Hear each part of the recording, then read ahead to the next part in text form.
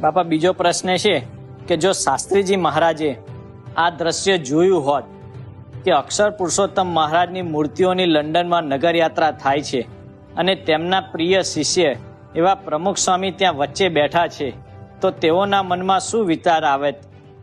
હા, શાસ્ત્રીજી મહારાજ ખરેખર આ દ્રશ્ય જોયું હોય તો ખરેખર એમની છાતી ઓળી થઈ અને માયની એવી થતી.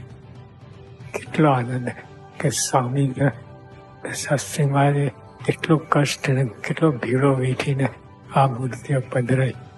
એની જગ્યાએ આવા લંડન જેવા શહેરમાં અને આવી રીતે પધરાયા અને એમના લાડીલા સંત પ્રમુખ સ્વામી મહારાજ દ્વારા પધરાય. એને એમને તો આનંદનો પાર ન હોય. એ તો એ અનુભવ હોય તો જ ખ્યાલ આવે.